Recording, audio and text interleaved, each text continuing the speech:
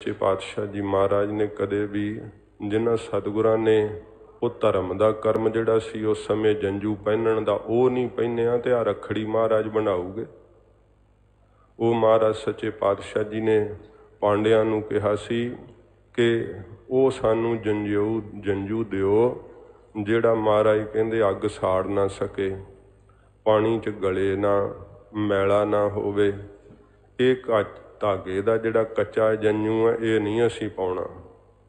ਮਹਾਰਾਜ ਸੱਚੇ ਪਾਤਸ਼ਾਹ ਜੀ ਨੂੰ ਫਿਰ ਪੁੱਛਿਆ ਸੀ, ਹਜ਼ੂਰ ਉਹ ਮੇਰੇ ਕੋਲ ਤਾਂ ਹੈ ਨਹੀਂ।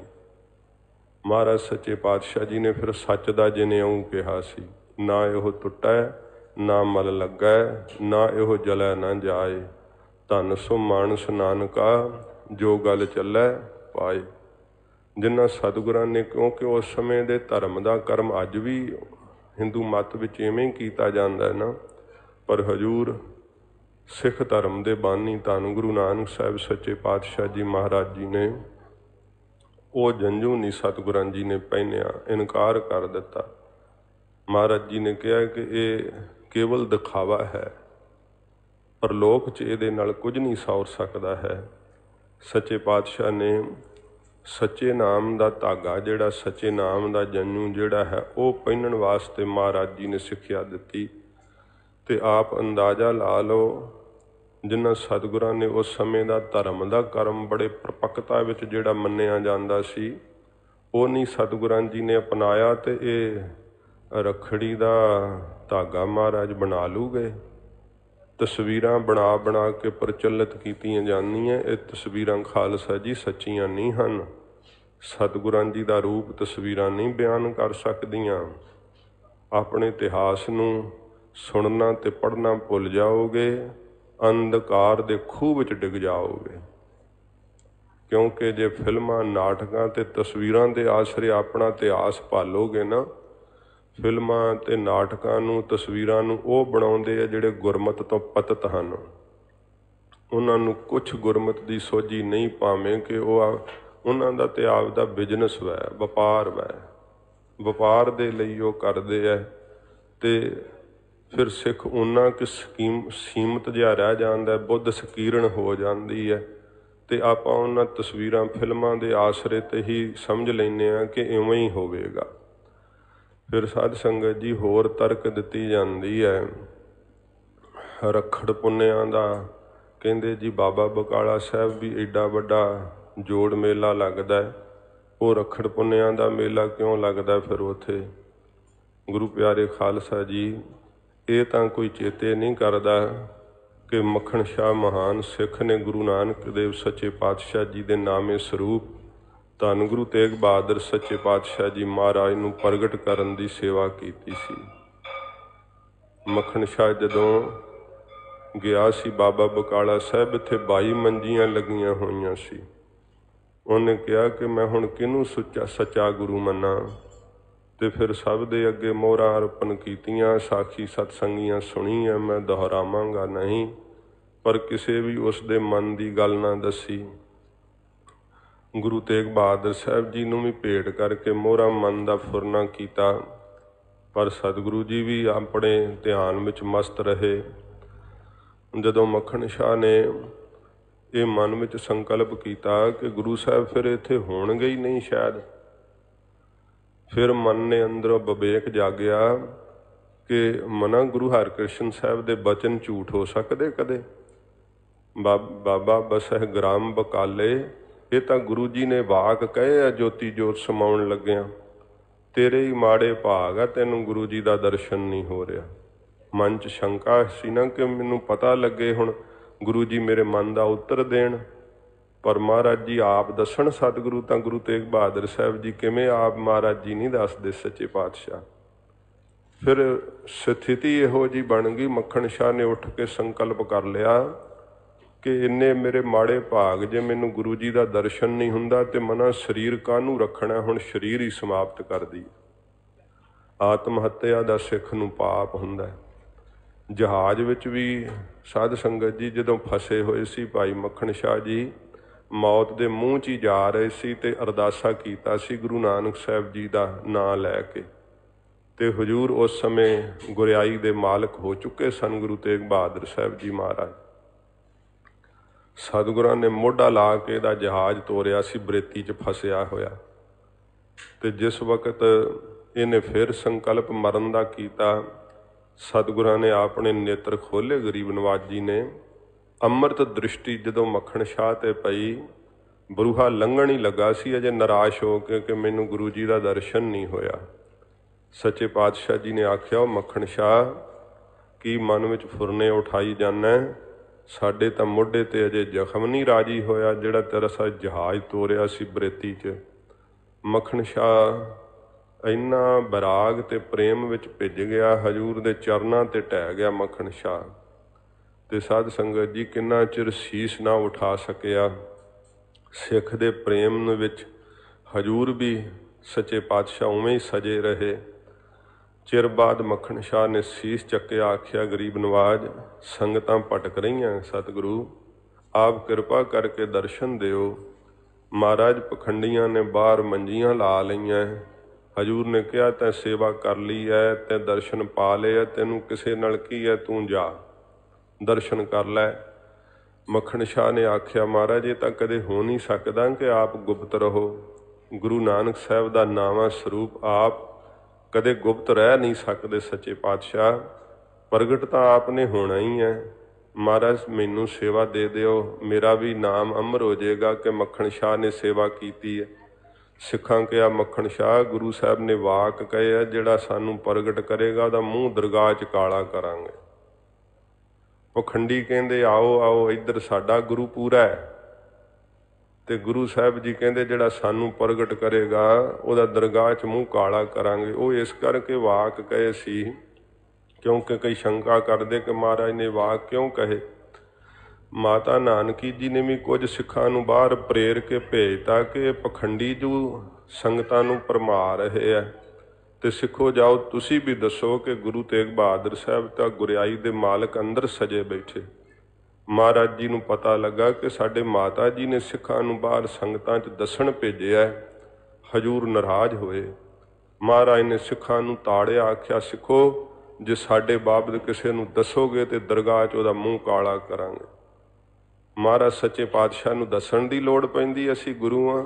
ਹਜੂਰ ਨੂੰ ਤਾਂ ਗੁਪਤ ਪ੍ਰਗਟ ਸ਼ਕਤੀਆਂ ਨੇ ਆਉਂਦੀਆਂ ਨੇ, ਆਪ ਚੁੱਕਦੀਆਂ, ਜਿਹੜੇ ਖੁਦ ਹੀ ਆਪ ਕਾਇਨਾਤ ਦੇ ਮਾਲਕ ਨੇ। ਮਾਲਕ ਨੂੰ ਕੀ ਕਹਿਣ ਦੀ ਲੋੜ ਹੈ ਕਿ ਅਸੀਂ ਮਾਲਕ, ਉਹ ਤਾਂ ਹੈ ਨਹੀਂ ਮਾਲਕ।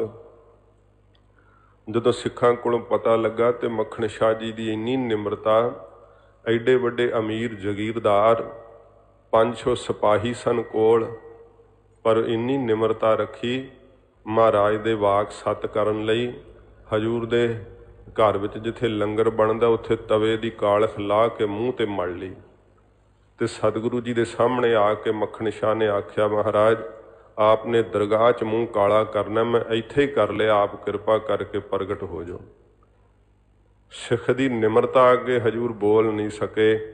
ਸਤਿਗੁਰੂ ਪਾਤਸ਼ਾਹ ਜੀ ਮਹਾਰਾਜ ਦੀ ਚੁੱਪ ਨੂੰ ਮੱਖਣ ਸ਼ਾਹ ਨੇ ਹਾਂ ਦਾ ਇਸ਼ਾਰਾ ਸਮਝਿਆ ਤੇ ਫਿਰ ਕੋਠੇ ਤੇ ਚੜ੍ਹ ਕੇ ਹੋਕਾ ਦਿੱਤਾ ਸੀ, ਸਾਚਾ ਗੁਰ ਲਾਧੋ ਰੇ, ਸਾਚਾ ਗੁਰ ਲਾਧੋ ਰੇ।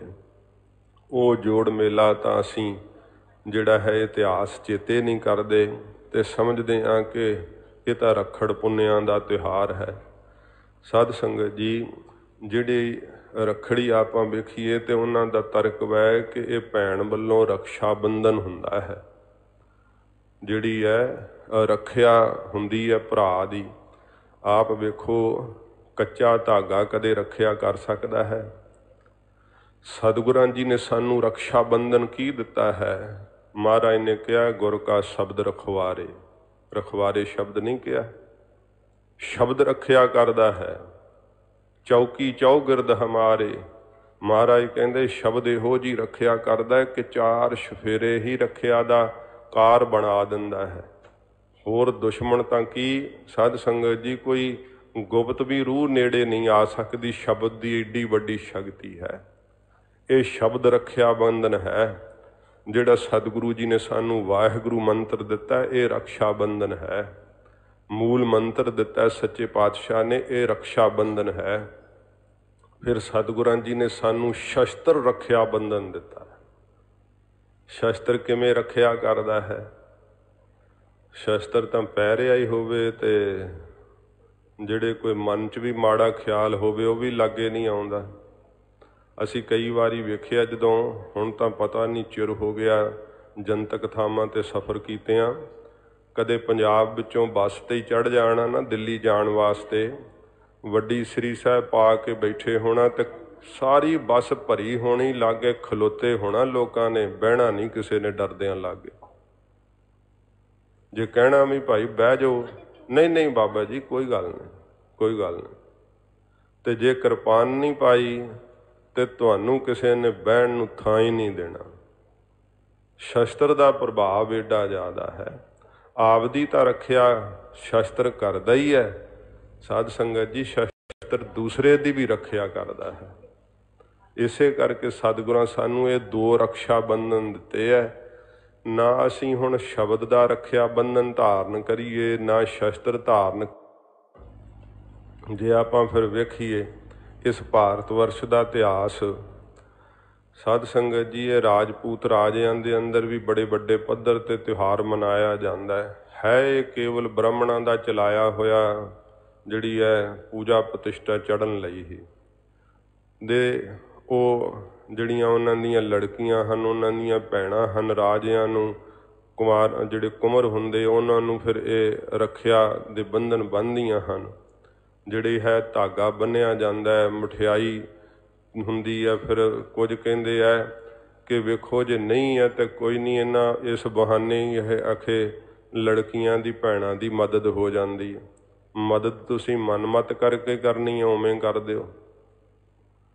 ਤੇ ਫਿਰ ਮੈਂ ਇਤਿਹਾਸ ਇਸ ਭਾਰਤ ਵਰਸ਼ ਦਾ ਬੇਨਤੀ ਕਰਨ ਲੱਗਾ ਹਾਂ। ਉਹ ਰਾਜਪੂਤ ਰਾਜੇ ਜਦੋਂ ਰੱਖੜੀਆਂ ਬਣਾਉਂਦੇ ਤਾਂ ਸਾਧ ਸੰਗਤ ਜੀ ਇਹੀ ਸਮਝਿਆ ਜਾਂਦਾ ਨਾ, ਭੈਣ ਵੱਲੋਂ ਇਹ ਰੱਖਿਆ ਬੰਧਨ ਹੈ।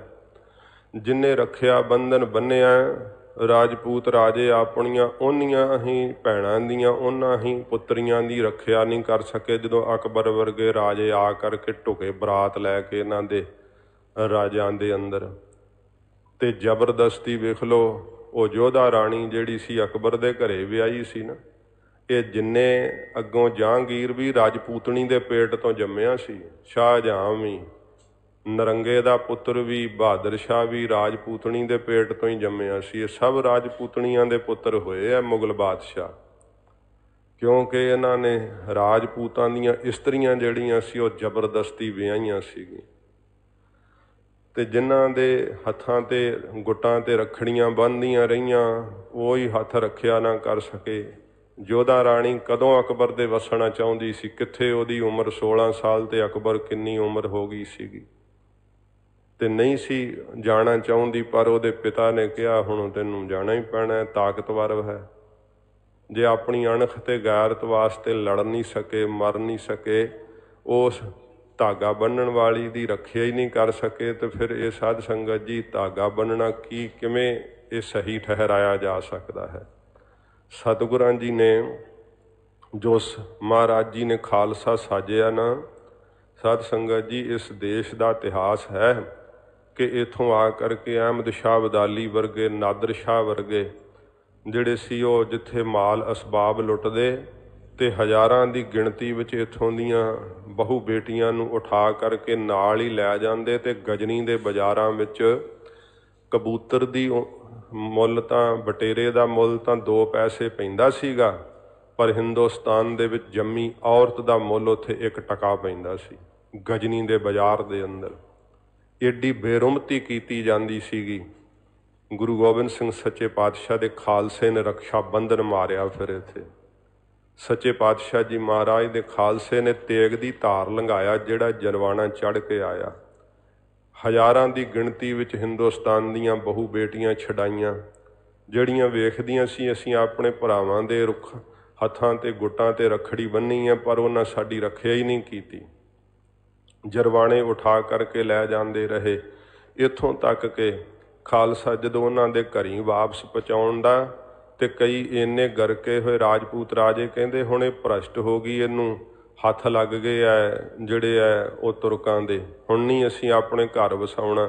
ਬਥੇਰਾ ਉਹਨੂੰ ਕਹਿਣਾ ਕਿ ਪਿਤਾ ਮੇਰਾ ਜੱਤ ਸੱਤ ਕਾਇਮ ਆ, ਨਾ ਭਾਈ ਅਸੀਂ ਹੁਣ ਨਹੀਂ, ਇਹਨੂੰ ਅਪਵਿੱਤਰ ਹੋ ਗਈ ਹੈ, इस तरह दीयां साध संगत जी बथेरियां इन्हां च कहानियां हन।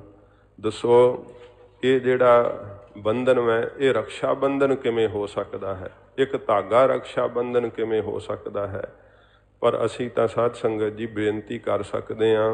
मैं पहला आख्या कि बचपन तो कई गल्लां जेन च वड़ जांदियां, असी उहनूं मनदे हाँ बड़ा पवित्र तिहार है, जे ना धागा बन्निया तो अपशगन हो जाएगा, जे सुते कोई गल हो जाए ठेडा लग जे वेख्या, फिर एक्सीडेंट कोई सुते ही माड़ा मोट हो गया वेख्या, ये तां ही होया कि साल रखड़ी नहीं सी बन्नी। इहो जे बहाने साध संगत जी की है, घटनावां तां सुते ही जिंदगी दे अंदर वरतदियां, कीते हुए कर्म अपना फल जदों भुगताउण लई आउंदे आ उदों आ रखड़ियां थोड़ा बचा सकदियां हन। जिन्हां दे रखड़ियां वजीआं की उन्हां नूं फिर दुख नहीं आ करके चिंबड़दे। कर्म जदों फल भुगताउण लई सामने आ जांदे आ ना, उदों कोई साध संगत जी चीज़ नहीं बचा सकदी। हाँ, बचाउण वाली इक्को चीज़ है निरंकार दा नाम। गुरु गोबिंद सिंह सच्चे पातशाह महाराज सानू शब्द दा रक्षा बंधन दिता है, शस्त्रां दा रक्षा बंधन दिता है। जे साडे कोल दोवें ये रखिया बंधन होणगे ना, फिर असीं अपनी रखिया तां कि देश समाज की रखिया कौम की रखिया भी कर सकते हैं। यही सच्चे पातशाह जी महाराज सानू बख्शिश कीती है। पर असी शब्द तो भी वांझे हाँ, शस्त्रां तो भी वांझे हाँ, ते राह असीं वो फड़ ले जिहड़े सौखे है। धागा ही खरीदना 20 रुपइयां का खरीद के चल मन नूं तरवास देनी है, गुट ते बन्निया रखिया हो रही है, 500 रुपया लै लेना 20 रुपये का धागा बन के, तो फिर उन्हें भरा नाल लड़ना हुंदा ना। पिछले साल भी 500 दिता सी, इस बार तो 1000 चाहिदा है।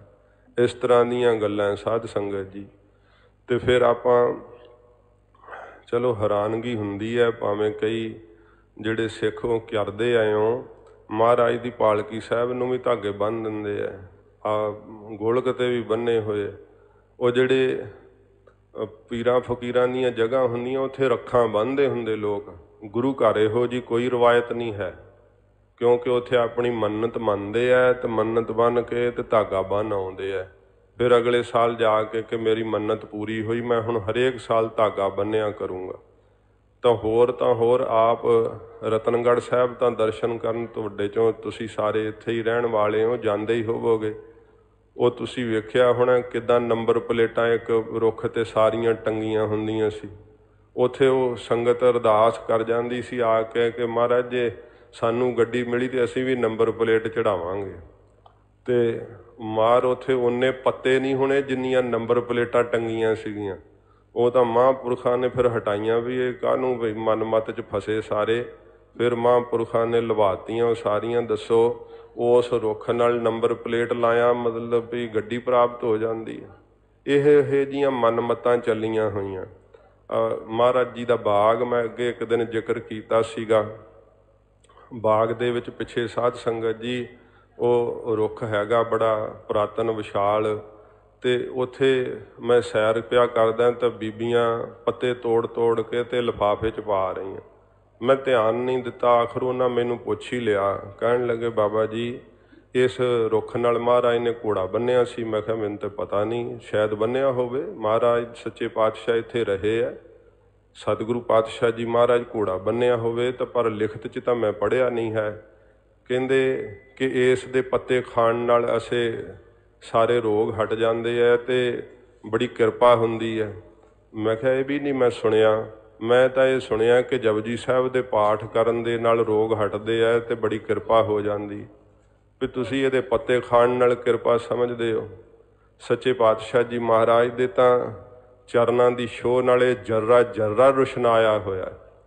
गरीब नवाज सच्चे पातशाह जी दे चरण पाउणे करके इत्थों दी वेबसी इन्नी पवित्र है कि सिख सचखंड श्री हजूर साहब जदों आउंदे आ ना, साध संगत जी कईयां दी ये शरधा ट्रेन ते पैर थल्ले पाउण तो पहलां हथ थल्ले लाउंदे आ कि गुरु साहब जी ने इस धरती नूं अपने चरनां नाल छोह दे के अपनी नवाजिया, तो साडा किते पैर ना पहलां इस धरती ते पै जे। इस धरती का सत्कार मैं अपने पुरखियां दे जीवन च वेखिया। श्रीमान संत ज्ञानी गुरबचन सिंह जी खालसा पिंडरां वाले महापुरख जदों इत्थे आया करदे, कदे पलंगे ते ना सी सौंदे।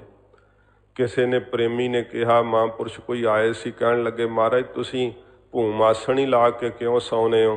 ਕਹਿੰਦੇ ਹਜੂਰ ਸਾਹਿਬ ਅਸੀਂ ਕਦੇ ਪਲੰਘੇ ਤੇ ਨਹੀਂ ਬਰਾਜੇ, ਕਿਉਂਕਿ ਇੱਥੇ ਗੁਰੂ ਗੋਬਿੰਦ ਸਿੰਘ ਸੱਚੇ ਪਾਤਸ਼ਾਹ ਹਰ ਵੇਲੇ ਹਾਜ਼ਰ ਨਾਜ਼ਰ ਰਹਿੰਦੇ ਹੈ। ਸਤਿਗੁਰੂ ਪਾਤਸ਼ਾਹ ਦੇ ਸਾਹਮਣੇ ਅਸੀਂ ਪਲੰਘੇ ਤੇ ਨਹੀਂ ਭੂਮ ਆਸਣ ਲਾ ਕੇ ਬਰਾਜਦੇ। ਇਸ ਕਰਕੇ ਉਹਨਾਂ ਦੇ ਮਨ ਵਿੱਚ ਇੰਨਾ ਆਦਬ, ਇੰਨਾ ਸਤਿਕਾਰ। ਇਹ ਤਾਂ ਸਾਧ ਸੰਗਤ ਜੀ ਭਾਵਨਾ ਹੈ। ਤੇ ਜੇ ਆਪਾਂ ਮਨਮਤਾਂ ਹੀ ਚਲਾ ਲਾਂਗੇ, ਉਹ ਜੇ ਅਸੀਂ ਵੀ ਕਹਿ ਦਿੰਦੇ ਕਿ ਹਾਂ ਸ਼ਰਧਾ ਨਾਲ ਕਿ ਛਕੋ ਪੱਤੇ, ਉਸ ਵਿਚਾਰੇ ਰੁੱਖ ਤੋਂ ਇੱਕ ਪੱਤਾ ਨਹੀਂ ਸੀ ਰਹਿਣ ਦੇਣਾ। ਕਥਾ ਕੀਰਤਨ ਤਾਂ ਘੱਟ ਸੁਣਨਾ ਸੀ, ਇੱਥੇ ਤਖਤ ਸਾਹਿਬ ਤੇ ਬਹਿ ਕੇ ਪੱਤੇ ਤੋੜਨ ਵਾਲਿਆਂ ਦੀ ਲਾਈਨ ਲੱਗੀ ਰਹਿਣੀ ਸੀ। ਇਸ ਤਰ੍ਹਾਂ ਦੀਆਂ ਮਨਮਤਾਂ ਚੱਲੀਆਂ ਹੋਈਆਂ। ਇਵੇਂ ਇਹ ਰੱਖੜੀ ਬੰਨ੍ਹਣੀ ਜਿਹੜੀ ਹੈ ਮਨਮਤ ਹੀ ਚੱਲੀ ਹੋਈ ਹੈ, ਗੁਰਮਤ ਨਹੀਂ ਹੈ। ਇਹ ਕੱਚਾ ਧਾਗਾ ਰੱਖਿਆ ਨਹੀਂ ਕਰ ਸਕਦਾ ਹੈ। ਤੋ ਇਸ ਕਰਕੇ ਜੋ ਗੋਲਕ ਤੇ ਬੰਨੀ ਹੈ ਰੱਖ ਜਿਹੜੀ ਰੱਖੜੀ, ਤੇ ਉਹ ਇਉਂ ਪ੍ਰਤੀਤ ਹੁੰਦਾ ਹੈ ਵੀ ਸ਼ਾਇਦ ਸਹੀ ਹੈ ਕਿ ਮਹਾਰਾਜ ਤੇਰੀ ਗੋਲਕ ਦੀ ਰੱਖਿਆ ਹੋਣੀ ਚਾਹੀਦੀ ਹੈ। ਇਹ ਤਾਂ ਗੱਲ ਥੋੜ੍ਹੀ ਠੀਕ ਲੱਗਦੀ ਹੈ। ਚਲੋ ਸਾਧ ਸੰਗਤ ਜੀ, ਪਰ ਇਹ ਗੁਰਮਤ ਨਹੀਂ ਹੈ। ਸੱਚੇ ਪਾਤਸ਼ਾਹ ਜੀ ਮਹਾਰਾਜ ਸਾਨੂੰ ਸ਼ਸਤਰ ਦਿੱਤੇ ਹੈ, ਸ਼ਬਦ ਦੀ ਦਾਤ ਮਹਾਰਾਜ ਸਾਨੂੰ ਦਿੱਤੀ ਹੈ, ਇਹੀ ਸਾਡੇ ਰਕਸ਼ਾ ਬੰਧਨ ਹਨ। ਤੇ ਪਰ ਕਿਉਂ ਕਹਿੰਦੇ ਆ ਵੀ ਧਾਗਾ ਬੰਨਣ 'ਚ ਕੀ ਹੋ ਜਾਊਗਾ? ਸਾਰੀ ਉਮਰ ਲੰਘ ਗਈ, ਕਿਰਪਾਨ ਨਹੀਂ ਪਾਈ, ਤੈਨੂੰ ਇਹ ਨਹੀਂ ਪਤਾ ਲੱਗਾ ਕਿ ਕਿਰਪਾਨ ਨਹੀਂ ਪਾਈ ਤਾਂ ਕੀ ਹੋ ਗਿਆ? ਤੇਰਾ ਜੀਵਨ ਬਰਬਾਦ ਹੋ ਚੱਲਿਆ। ਸਾਰੀ ਉਮਰ ਲੰਘ ਗਈ, ਤੈਨੂੰ ਸੁਖਮਨੀ ਸਾਹਿਬ 5 ਬਾਣੀਆਂ ਤੂੰ ਪੜ੍ਹਦਾ ਹੀ ਨਹੀਂ ਹੈ, ਤੇ ਤੈਨੂੰ ਇਹ ਨਹੀਂ ਪਤਾ ਲੱਗਾ ਕੀ ਨੁਕਸਾਨ ਹੋ ਗਿਆ। ਹੁਣ ਧਾਗਾ ਬੰਨਣ 'ਚ ਕਹਿੰਦਾ ਕੀ ਨੁਕਸਾਨ ਹੋ ਜਾਊਗਾ? ਸਾਧ ਸੰਗਤ ਜੀ, ਨੁਕਸਾਨ ਤਾਂ ਭਾਵੇਂ ਕੋਈ ਨਹੀਂ ਹੁੰਦਾ। ਕੀ ਨੁਕਸਾਨ ਹੋਣਾ ਹੈ ਉਹਦੇ ਨਾਲ? ਧਾਗਾ ਬੰਨ੍ਹ ਲਓ। ਪਰ ਜੇ ਸਾਡੇ ਵੀ ਬੰਨ੍ਹਿਆ ਹੋਵੇ, ਸਾਨੂੰ ਕੋਈ ਪੁੱਛ ਹੀ ਲਵੇ ਕਿ ਬਾਬਾ ਜੀ ਆਹ ਧਾਗਾ ਕੀ ਕਰਨ ਨੂੰ ਬੰਨ੍ਹਿਆ ਜੇ, ਕੀ ਜਵਾਬ ਦਿਆਂਗੇ? ਜੇ ਸਾਨੂੰ ਕੋਈ ਪੁੱਛੇ ਕੜਾ ਪਾਇਆ ਤੇ ਦੱਸਾਂਗੇ ਕਿ ਇਹੀ ਸਾਡਾ ਸ਼ਹੀਦੀ ਗਾਨਾ ਹੈ। ਇਹ ਗੁਰੂ ਗੋਬਿੰਦ ਸਿੰਘ ਸਾਹਿਬ ਜੀ ਮਹਾਰਾਜ ਸਾਨੂੰ ਇਹੀ ਰਕਸ਼ਾ ਬੰਧਨ ਦਿੱਤੇ ਆ, ਕਕਾਰ ਜਿਹੜੇ ਦਿੱਤੇ ਆ। ਕਿਵੇਂ ਕਿਵੇਂ ਰੱਖਿਆ ਕਰਦੇ ਆ। ਗੁਰਮਤ ਦਾ ਇੱਕ ਸਾਧ ਸੰਗਤ ਜੀ ਬਹੁਤ ਵਿਸ਼ਾਲ ਦਾਇਰਾ ਹੈ। ਅੱਜ ਦੇ ਦੀਵਾਨ ਵਿੱਚ ਮੈਂ ਨਹੀਂ ਇਹ ਬੇਨਤੀ ਕਰ ਸਕਦਾ ਕਿ ਕੜਾ ਕਿਵੇਂ ਰੱਖਿਆ ਕਰਦਾ, ਕੰਘਾ ਕਿਵੇਂ ਸਾਡੀ ਰੱਖਿਆ ਕਰਦਾ, ਕਛਹਿਰਾ ਕਿਵੇਂ ਜੱਤ ਸੱਤ ਵਿੱਚ ਸਾਨੂੰ ਪਰਪੱਕ ਰੱਖਦਾ। ਇਹ ਸਤਿਗੁਰਾਂ ਜੀ ਨੇ ਸਾਰੇ ਰਕਸ਼ਾ ਬੰਧਨ ਦਿੱਤੇ ਆ। ਕਿਰਪਾਨ ਤਾਂ ਹੈਗਾ ਹੀ ਰਕਸ਼ਾ ਬੰਧਨ। ਸਾਡਾ ਇਤਿਹਾਸ ਵੇਖ ਲਓ, ਕਿੰਨੇ ਆਪਦੀ ਤਾਂ ਰੱਖਿਆ ਕੀਤੀ ਹੈ, ਪੰਥ ਨੇ ਦੇਸ਼ ਦੀ ਰੱਖਿਆ ਕੀਤੀ ਹੈ। ਤੋ ਇਸ ਕਰਕੇ ਇਹ ਸਾਨੂੰ ਧਾਰਨ ਕਰਨੇ ਚਾਹੀਦੇ ਹੈ।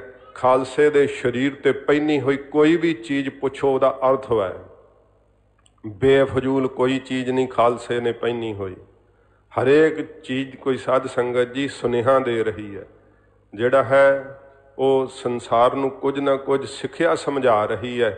ਖਾਲਸੇ ਦਾ ਝੂਲਦਾ ਹੋਇਆ ਸਾਧ ਸੰਗਤ ਜੀ ਦਸਤਾਰਾ ਜਿਹੜਾ ਹੈ ਸੰਸਾਰ ਨੂੰ ਵਿਲੱਖਣ ਹੋਣ ਦਾ ਜਿਹੜਾ ਹੈ ਉਹ ਪ੍ਰਤੀਕ ਪ੍ਰਗਟ ਕਰ ਰਿਹਾ ਹੈ। ਇਹ ਗੁਰੂ ਗੋਬਿੰਦ ਸਿੰਘ ਸੱਚੇ ਪਾਤਸ਼ਾਹ ਦਾ ਸਾਜਿਆ ਹੋਇਆ ਖਾਲਸਾ ਨਾ, ਇਹ ਤੁਰਦਾ ਫਿਰਦਾ ਗੁਰਦੁਆਰਾ ਸਾਹਿਬ ਹੈ, ਜਿਹਦੇ ਅੰਦਰ ਵਾਹਿਗੁਰੂ ਦਾ ਵਾਸ ਹੋਵੇ, ਨੇਤਰਾਂ 'ਚ ਨਾਮ ਦੀ ਖੁਮਾਰੀ ਹੋਵੇ। ਸਾਧ ਸੰਗਤ ਜੀ ਖਾਲਸਾ ਹੀ ਬਾਣਾ ਪਹਿਰਿਆ ਹੋਇਆ ਹੈ, ਸ਼ਸਤਰਾਂ ਨਾਲ ਸਨੱਧਬੱਧ ਤਿਆਰ ਪਰ ਤਿਆਰ ਹੈ, ਨਿਮਰਤਾ ਨਾਲ ਹਿਰਦਾ ਜਿਹੜਾ ਹੈ ਝੁਕਿਆ ਹੋਇਆ ਹੈ, ਤੇ ਅਣਖ ਤੇ ਗੈਰਤ ਦੇ ਨਾਲ ਸਾਧ ਸੰਗਤ ਜੀ ਉਹ ਸਰੀਰ ਪਰਨਾਇਆ ਹੋਇਆ ਹੈ। ਐਸਾ ਖਾਲਸਾ ਇਹ ਚੱਲਦਾ ਹੋਇਆ ਨਿਰੰਕਾਰ ਦਾ ਘਰ ਹੈ, ਤੁਰਦਾ ਫਿਰਦਾ ਨਿਰੰਕਾਰ ਦਾ ਸਰੂਪ ਹੈ। ਇਹ ਸੱਚੇ ਪਾਤਸ਼ਾਹ ਜੀ ਮਹਾਰਾਜ ਨੇ ਇਹੋ ਜਿਹਾ ਖਾਲਸਾ ਸਾਜਿਆ ਜਿਹੜਾ ਇਸ ਦੇਸ਼ ਦੀ ਸਾਧ ਸੰਗਤ ਜੀ ਰਕਸ਼ਾ ਬੰਧਨ ਦਾ ਕੰਮ ਕੀਤਾ ਇਸ ਖਾਲਸੇ ਨੇ। ਇਸ ਕਰਕੇ ਅੱਜ ਜਿਹੜਾ ਸੀਗਾ ਰੱਖੜੀ ਦਾ ਸਿੰਘਾਂ ਨੇ ਵੀ ਕਈਆਂ ਨੇ ਕਿਹਾ ਸੀਗਾ ਕਿ ਜ਼ਰੂਰ ਇਹਦੇ ਬਾਰੇ ਬੇਨਤੀ ਕਰਿਓ।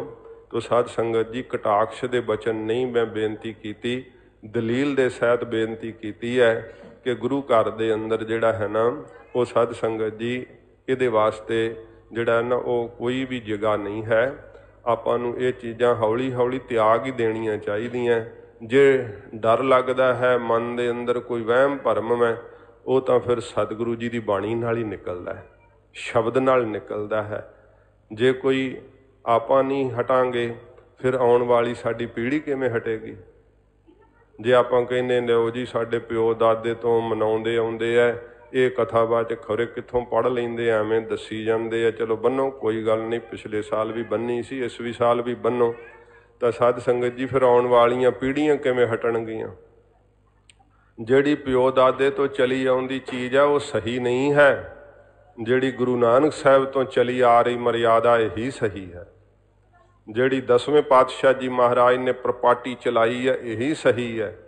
ਆਪਣੇ ਪਿਓ ਦਾਦਿਆਂ ਦੇ ਪਿੱਛੇ ਨਾ ਲੱਗੀਏ, ਧੰਨ ਗੁਰੂ ਗੋਬਿੰਦ ਸਿੰਘ ਸੱਚੇ ਪਾਤਸ਼ਾਹ ਚੋਜੀ ਪਾਤਸ਼ਾਹ ਦੇ ਪਿੱਛੇ ਲੱਗੀਏ।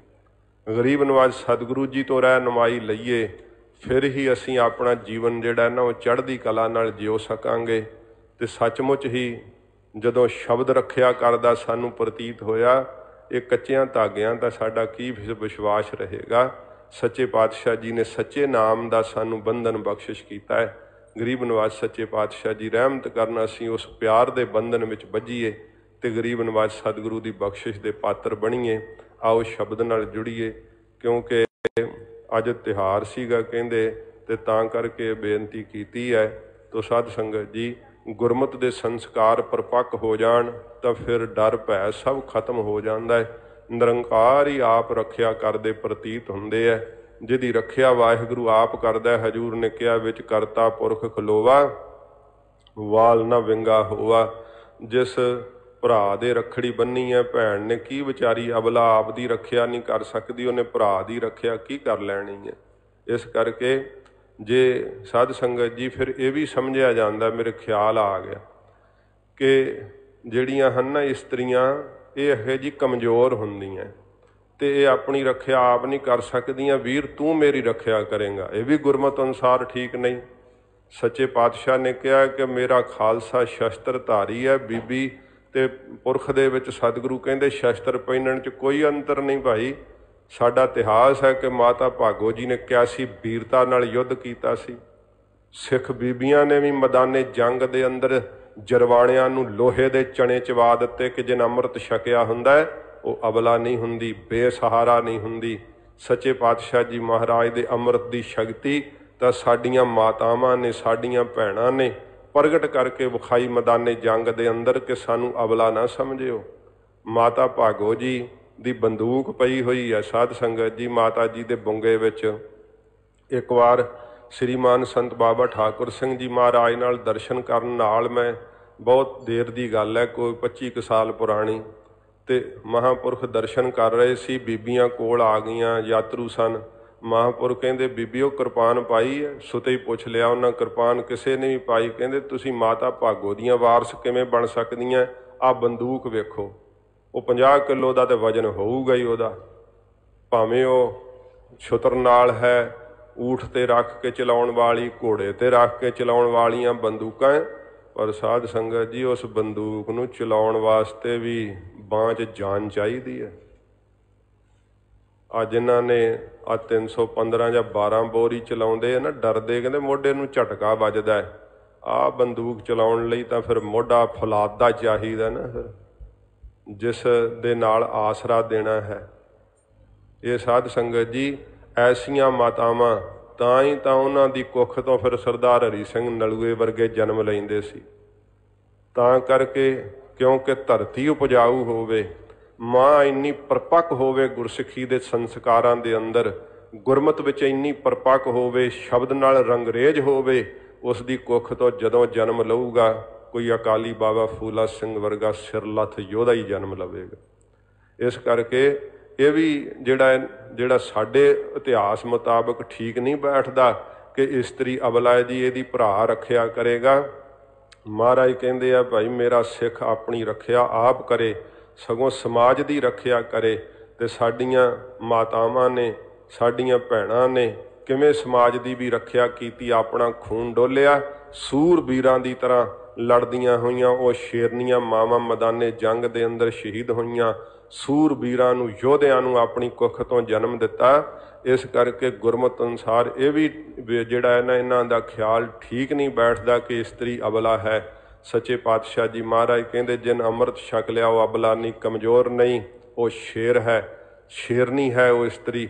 ਸੱਚੇ ਪਾਤਸ਼ਾਹ ਜੀ ਮਹਾਰਾਜ ਦੇ ਅਸੂਲਾਂ ਨੂੰ ਧਾਰਨ ਕਰਾਂਗੇ, ਫਿਰ ਇਹਨਾਂ ਵਹਿਮਾਂ ਭਰਮਾਂ ਤੋਂ ਛੁੱਟ ਕੇ ਨਿਰੰਕਾਰ ਦੇ ਵਿੱਚ ਸਮਾ ਸਕਾਂਗੇ। ਤੋ ਸਾਧ ਸੰਗਤ ਜੀ ਇੰਨੀਆਂ ਬੇਨਤੀਆਂ ਪ੍ਰਵਾਨ ਕਰਨੀਆਂ। ਸੱਚੇ ਪਾਤਸ਼ਾਹ ਜੀ ਮਹਾਰਾਜ ਦੀ ਪਵਿੱਤਰ ਬਾਣੀ ਦੇ ਅਰਥ ਆਓ ਪਿਆਰ ਨਾਲ ਸਰਵਣ ਕਰੀਏ। ਹਜ਼ੂਰ ਦੇ ਪਵਿੱਤਰ ਚਰਨਾਂ ਦਾ ਧਿਆਨ ਕਰਦੇ ਹੋਏ ਆਖੋ ਜੀ ਸਤਨਾਮ ਸ਼੍ਰੀ ਵਾਹਿਗੁਰੂ ਸਾਹਿਬ ਜੀ।